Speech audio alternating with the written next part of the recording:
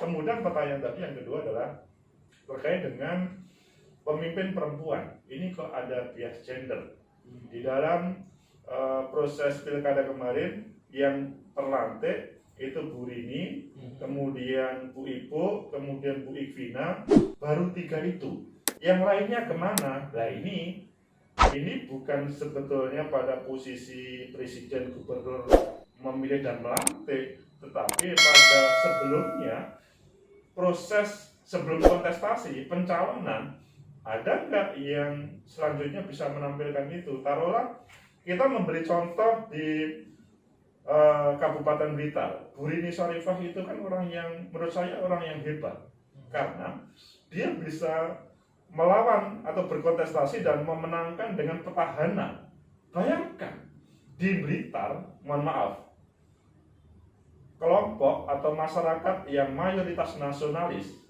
Nasionalis itu simbolnya adalah bupati petahana kemarin, tetapi dikalahkan oleh Bu Rini Syarifah yang sebetulnya dia nasionalismenya dalam artian dalam tanda kutip ya, itu masih kalah dengan bupati petahana yang kalah. Mengapa? Karena Bu Rini Syarifah itu bisa menghadirkan sesuatu yang dibutuhkan warga, yang masyarakat Blitar pada waktu itu kecewa terhadap meskipun sesama nasionalis, tapi dia tidak menyelesaikan berbagai program yang seharusnya dihadirkan. Dan mungkinkah warga di seluruh Jawa Timur, bahkan seluruh Indonesia, bisa menampilkan seperti Bu Rini Syarifah ini, yang beliau sebetulnya juga tidak terlalu berbasis partai politik, tapi memang dia mempunyai kelebihan dan berani bertarung. Ini yang penting. Kalau kita melihat Bu Ibu di Banyuwangi sama Bu Ikvina di Mojokerto, itu mungkin tidak seperti Bu Rini. Bu Ibu ya karena sedikit banyak masih ada hubungannya dengan Pak Anas. Bagaimanapun dia istri. Kemudian Bu Ikvina ada hubungannya dengan suaminya juga yang kemarin jadi bupati meskipun ada masalah dengan KPK.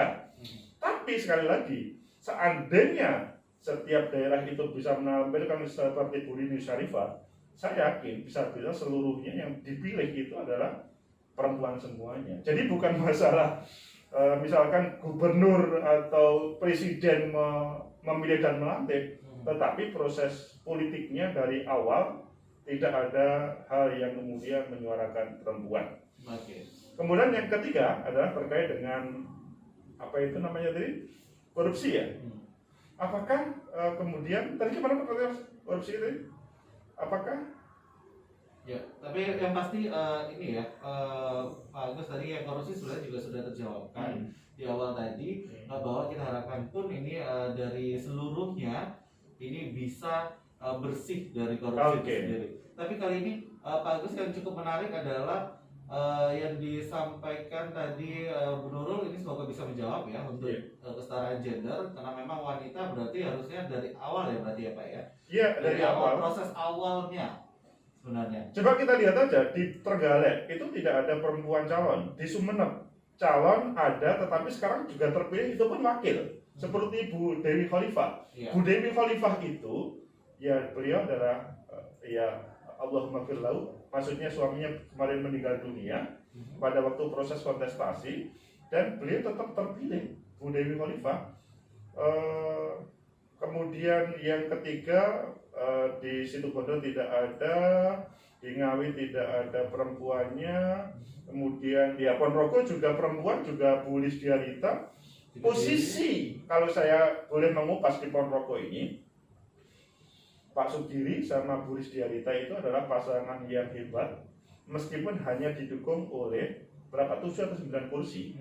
Padahal petahana itu didukung 35 lebih dari kursi yang ada, tapi dia bisa memenangkan. Hampir semua partai politik itu mendukung petahana tapi bisa mengalahkan. Mengapa?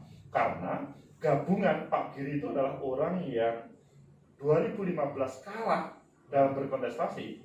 Bu Lisdiarita ini adalah juga dalam pemilu legislatif kemarin dia dikalahkan, tetapi dia bertemu dan bisa menemukan sebuah ramuan mengapa yang kalah itu selanjutnya bisa terpilih. Jadi perempuan pun juga bisa terpilih. Kalau Bu Rini tadi sudah kita sampaikan, Kemudian di Kota Blitar juga tidak ada perempuan, di Kota Pasuruan juga, di Malang ini ada calon yang banyak, di Jember. Nah, di Jember kebetulan kemarin petahana itu perempuan, tetapi konfliknya luar biasa sampai dibawa ke Mahkamah Agung. Hal itu kemudian menghadirkan bagaimana pemahaman masyarakat Jember kepada sang petahana. Biasanya kalau di dalam rumus politik itu, petahana itu sulit untuk kalah. Mengapa? Karena dia semenjak dilantik menjadi bupati atau kepala daerah, itu sudah berkampanye, meresmikan ini. Itu kan kampanye. Meskipun tidak ngomong, saya mau nyalon lagi, nanti pilih, bukan. Cukup dia sambutan, bla bla bla bla bla, Pak, ini kita Kabupaten Lasu, itu sudah kampanye, tetapi tidak disadari. Kemudian terkait dengan Surabaya juga, saya pikir kita harus perlu agak dikritik dalam tanda kutip, mengapa Bu Risma kemarin itu sebetulnya wali kota yang hebat, tetap sebagai perempuan tentunya, tetapi pada proses 2020 tidak ada satupun perempuan yang tampil. Itu menjadi masalah. Kemudian di Sidoarjo kebetulan ya pertarungan di Sidoarjo agak berbeda, sehingga kemudian ya yang calon dari perempuan wakilnya kemarin kalah start begitu. Nah itu kemudian di Kediri, nah wakilnya Mbak Dewi itu kelahiran 80, masih sangat muda, dia terpilih. Iya.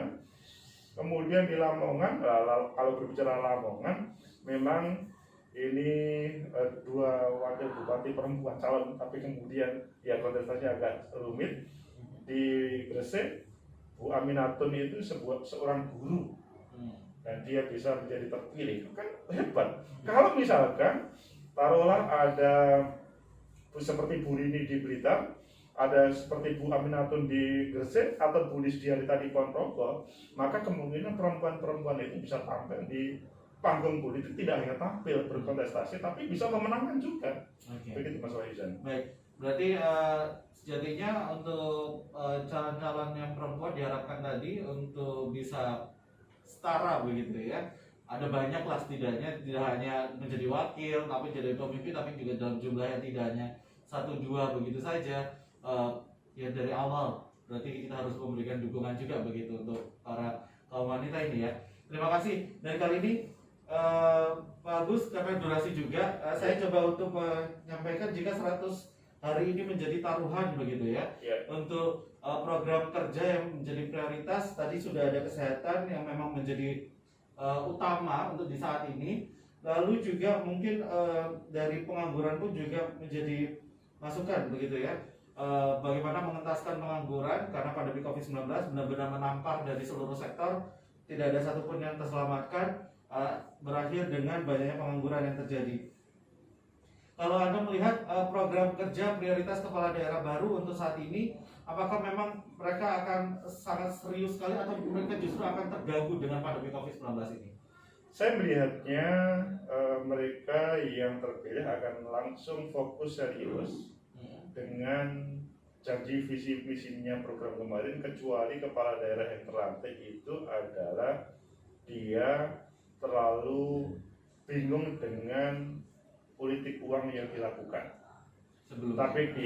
Tapi kalau dia bukan melakukan politik uang, pasti dia langsung akan menyelesaikan berbagai permasalahan yang kita bahas tadi. Tetapi kalau dia politik uang, sangat mungkin bagaimana sekarang, meskipun terkait dengan penanganan pandemi pun dia berusaha, dia seperti Menteri Sosial itu, temanya bagus, tapi kemudian keuangannya disalahgunakan oleh orang di kanan kirinya. Itu yang sebetulnya saya kasihan kepada kepala daerah terpilih yang pada saat ini kemudian terbebani dengan hal itu. Semoga aja seluruh masyarakat selanjutnya bisa mensupport tanpa harus membebani. Kalau memang saudara masyarakat yang baik, silahkan hilangkan beban kepada bupati, wakil bupati, wali kota, wakil wali kota, supaya dia kerja dengan maksimal.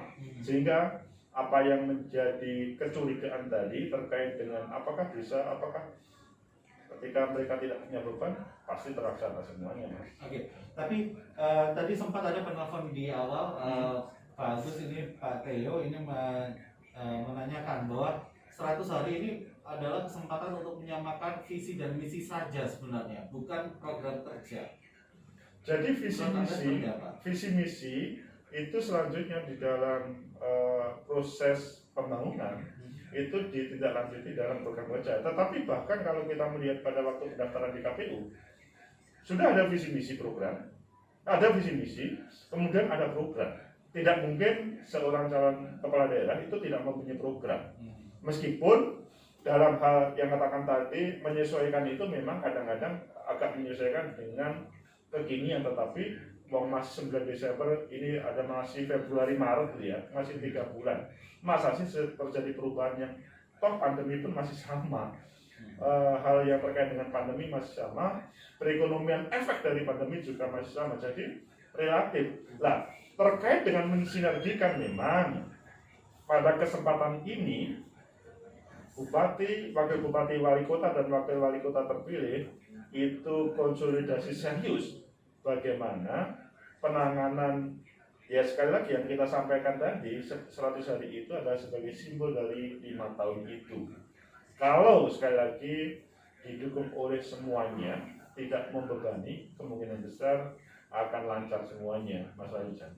Baik, terima kasih. Dan kali ini mendengar kami cukupkan untuk perbincangan dalam program kerja prioritas kepala daerah baru. Terima kasih Pak Agus sudah hadir di studio kami. Terima kasih Mas Rizal. Meskipun harus dihadapkan dengan kemacetan di awal tadi ya. Yang harus diselesaikan Ya, oleh kepala daerah harus terpilih. diselesaikan ya benar oleh para pemimpin yang baru ini. Tidak hanya di kota Surabaya, tapi tadi juga ada Busandra yang di Sidoarjo. Mungkin di kota-kota lainnya pun juga yang mengalami kemacetan harus segera terselesaikan.